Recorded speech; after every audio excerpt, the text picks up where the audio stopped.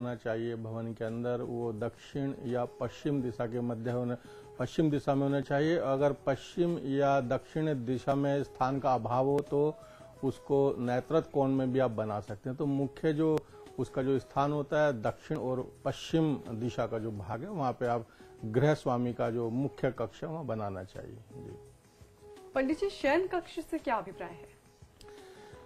शयन कक्ष भवन में मुख्य जो शयन कक्ष है उसका अभिप्राय बहुत महत्वपूर्ण है। उसका शयन कक्ष से अभिप्राय गृह स्वामी दिन भर की जो दौड़ धूप है, दिन भर की जो थकान अव्यवस्था, उससे रात्रि विश्राम करते हैं, जो उनकी खोई हुई ऊर्जा है, जो दिन में ऊर्जा उनकी नष्ट हो गई है, जो तनाव है, और उससे वो मुक्ति पाएं और विश्राम करें और एक ताजगी स्फूर्ति लेके एक नए अगले दिन नए जीवन की शुरुआत करें। तो वो जो 7-8 घंटे का जो विश्राम का जो स्थल है शयन कक्ष है वो बड़ा महत्वपूर्ण होता है। और इसमें भवन का जो इसमें जो स्वरूप है उसमें इसकी स्थिति सबसे महत्वपूर्ण मानी गई है। पंडित जी, जैसे आपने बताया गृह स्वामी के बारे में, कहाँ गृह स्वामी का कक्ष होना चाहिए, घर में जो बाकी सदस्य होते हैं क्या उनके लिए भी वास्तु के अनुरूप कुछ दिशाएं निर्धारित की गई है उनके कक्ष के लिए? जी, उनके लिए भी हैं, सबके लिए अलग अलग है। मंदिर का भी स्थान है, छोटे बच्चों का भी स्थान है, जो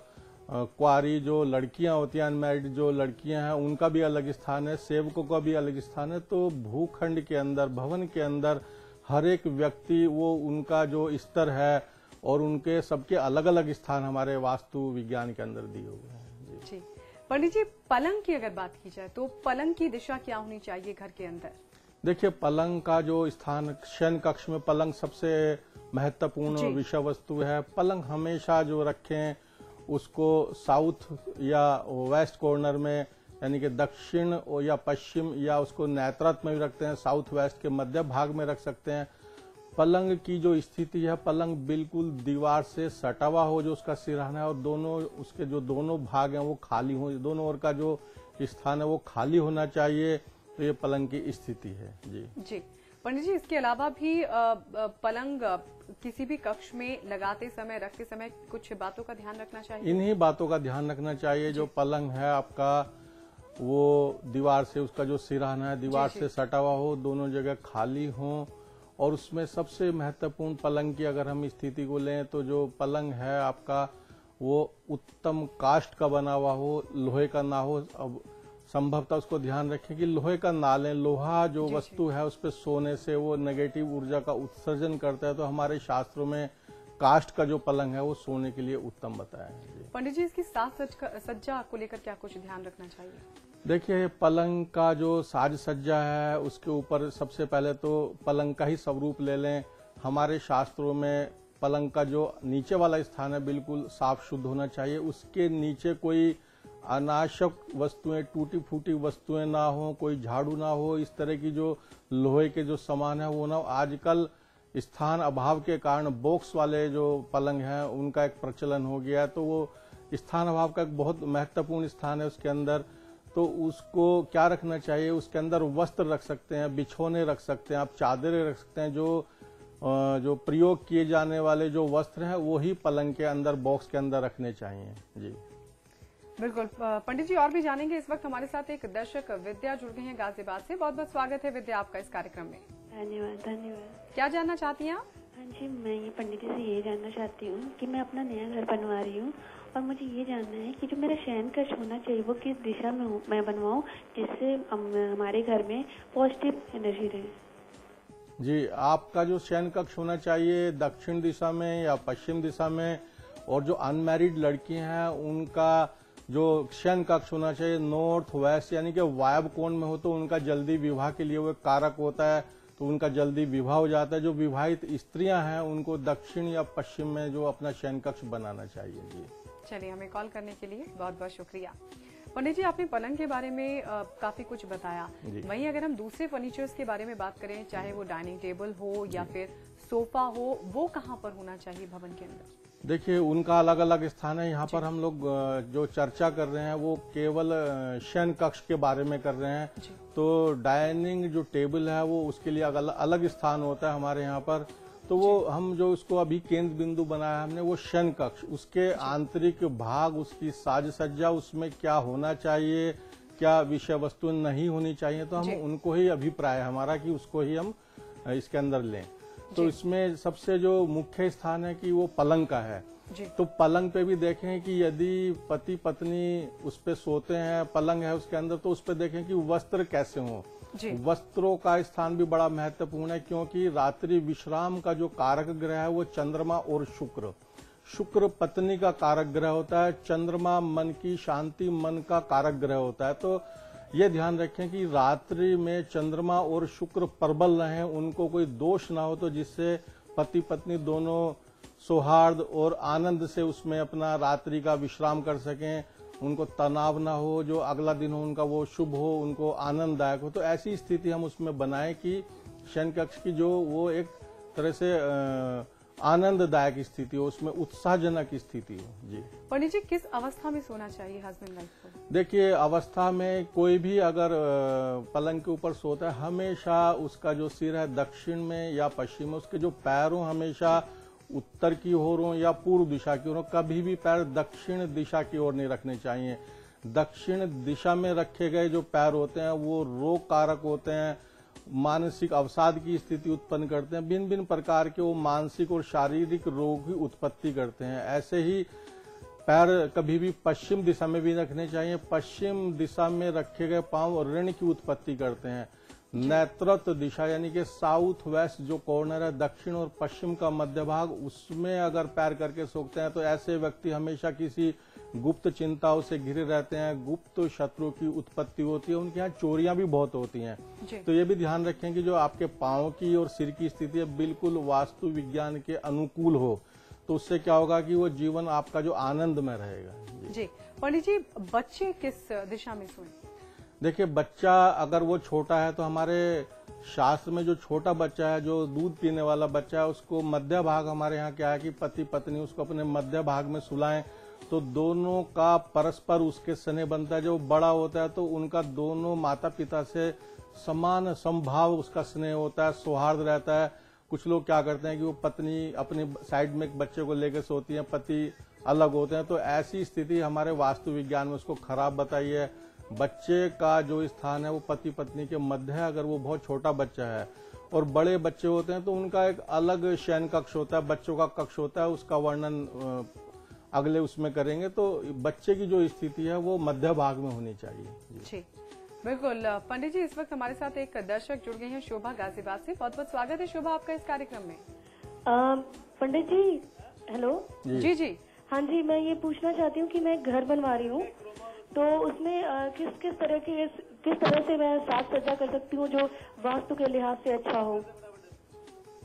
देखिए, घर का तो बहुत लंबा चौड़ा विषय हो गया। अभी हमारा जो प्रोग्राम चल रहा है वो शयन कक्ष, जो भूमि स्वामी का जो शयन कक्ष है, उसकी हम साज सज्जा की बात कर रहे हैं। अगर भवन की साज सज्जा करें तो बहुत विषय लंबा चौड़ा हो जाएगा ये।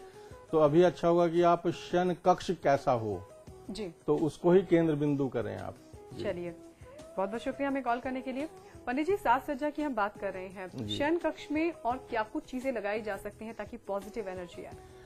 देखिए, शयन कक्ष के अंदर बहुत सारी चीजें हम लोग लगा सकते हैं। वहां पर कुछ सेलेस्टिक पशु पक्षियों के जो चित्र या उनकी प्रतीक प्रतिमाएं होती हैं वो लगा सकते हैं। सेलेस्टिक जो सौभाग्यशाली फूल पौधे हैं या कृत्रिम जो फूल पौधे हैं, ऑर्किड हैं, उनके आप प्रतीक लगा सकते हैं, उनको आप रख सकते हैं। साज सज्जा के लिए चित्र भी होते हैं, तो विभिन्न प्रकार के जो चित्र हैं वो भी आप लगा सकते हैं। इसमें आगे वर्णन करेंगे कौन से जो चित्र हैं वो लगाने चाहिए, कौन से नहीं लगाने चाहिए। तो ये बहुत बड़ा विषय है इसके अंदर। तो साज सज्जा में अगर हम लें तो उसके अंदर उसको पॉजिटिव एनर्जी करने के लिए बहुत सारी वस्तुएं हैं, जैसे विंड चाइम्स हो गई, पर्दे हो गए, भिन्न भिन्न प्रकार के पर्दे हो गए, और उसमें बहुत सारे आपकी इस तरह की जो विषय वस्तुएं हैं, जैसे लाफिंग बुद्धा है वो भी आप लगा सकते हैं उसके अंदर। और पति पत्नी के संबंधों को मधुर बनाने के लिए लव बर्ड्स होती हैं, वो आप इसके अंदर रख सकते हैं। बहुत सारी ऐसी वस्तुएं हैं। जी, एक दर्शक हमारे साथ जुड़ गई हैं, अंकिता नोएडा से। बहुत बहुत स्वागत है आपका अंकिता इस कार्यक्रम में। मैं ये जानना चाहती हूँ कि जो बेडरूम है उसमें क्या क्या चीजें लगाएं, जैसे विंड चैम और लाफिंग बुद्धा, और किस किस तरीके की और सजावट कर सकते हैं उसके लिए? देखिए उसमें आप लव बर्ड्स है वो लगा सकते हैं, एक सारस पक्षी होता है, क्रेन जो होते हैं उनका आप पेयर रख सकते हैं, वो लगा सकते हैं। उसके अंदर भगवान कृष्ण और राधा की नृत्य शैली में जो चित्र होते हैं वो भी आप लगा सकते हैं। जी जी। पर ध्यान रखें कभी भी वो चित्र नहीं लगाने चाहिए मृत व्यक्तियों के, दूसरे जल से संबंधित, या जैसे डूबते हुए सूर्य हो गए, अस्त होते हुए सूर्य हो गए, या डूबते हुए जहाज हो गए, या ताजमहल हो गए, या भगवान शिव की जो नृत्य शैली में नटराज की मुद्रा है उसके चित्रों को कभी भी शयन कक्ष में नहीं लगाना चाहिए। मृत व्यक्तियों के चित्रों को, भले ही वो आपके संबंधी हों, उनके चित्रों को शयन कक्ष में नहीं लगाना चाहिए। जी जी बिल्कुल पंडित जी। और इस वक्त हमारे साथ सविता नोएडा से एक दर्शक जुड़ गई है। सविता, बहुत बहुत स्वागत है आपका कार्यक्रम में। हाँ जी। सविता, क्या जानना चाहती हैं आप? मैं ये जानना चाहती हूँ कि मैंने अपने घर का अभी नया घर बनवाया है, तो मुझे ये जानना है कि मेरे बेड की डायरेक्शन क्या हो रूम में, और उसका इंटीरियर में कैसा रखवाऊँ। जी देखिए बेड की जो डायरेक्शन है हमेशा नॉर्थ, साउथ और ईस्ट और वेस्ट होनी चाहिए, यानी कि जो आपका सिर है, सिरहाना है, वो दक्षिण की ओर, पांव उत्तर की ओर, या आपका जो सिरहाना है पश्चिम की ओर, पांव आपके हमेशा पूर्व की ओर हो। यदि ये संभव नहीं है तो उसको साउथ वेस्ट भी आप सिरहाना कर सकते हैं, यानी कि पैर जो है आपके वो ईशान की ओर हो। तो पलंग की सबसे अच्छी स्थिति ये होती है, पैर कभी भी दक्षिण की ओर नहीं होने चाहिए, पश्चिम की ओर नहीं चाहिए, और ना ही नैत्रत की ओर होने चाहिए। जी बिल्कुल, जो तमाम बातें पंडित जी ने बताई हैं। पंडित जी, आपसे ये भी जानेंगे कि इनको किस दिशा में रखना चाहिए शयन कक्ष में, लेकिन फिलहाल यहाँ रुक रहे एक छोटे से ब्रेक के लिए।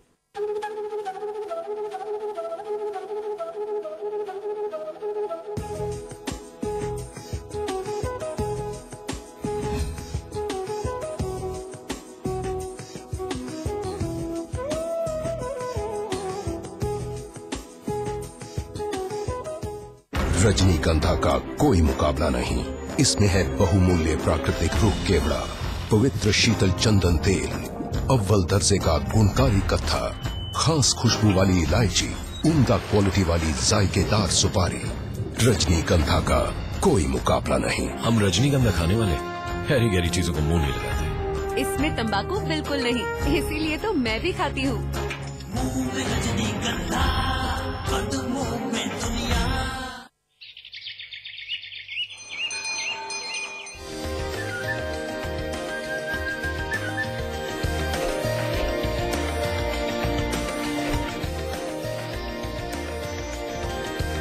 पेंटागन मॉल हरिद्वार उत्तराखंड का सबसे बड़ा मॉल और मल्टीप्लेक्स निर्माता सुपरटेक्स।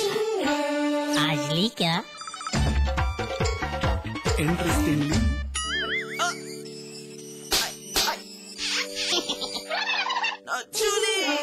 रिफ्रेशिंग मिनी गम। आज ली क्या हो जिंदगी की न टूटे लड़ी,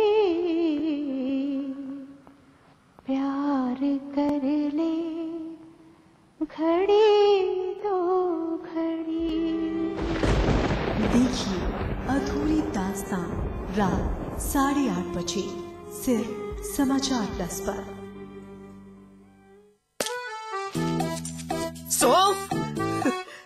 इलायची, खजूर, मिश्री, वाह, सब एक से बढ़कर एक है, मगर कोई अपना बड़प्पन नहीं जताता, है ना? रहो हमेशा पास पास। बहू, मुझे लड़का ही चाहिए।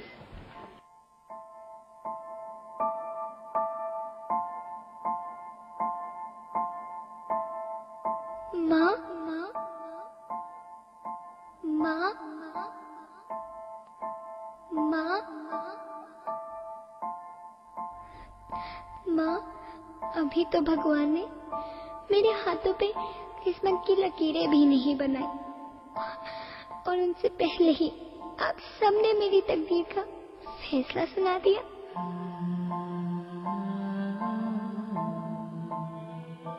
माँ, मुझे जी लेने दो, अपनी कसम, मैं आपको कभी तंग नहीं करूंगी। जब खाना खाने के बाद आप सब मीठा खा रहे होंगे, तब मैं रसोई में जाकर सारे बर्तन साफ कर दिया करूंगी। माँ, मेरी स्कूल फीस की चिंता मत करना, मैं भैया की किताबों से अपने आप ही पढ़ लिख जाऊंगी। और हाँ,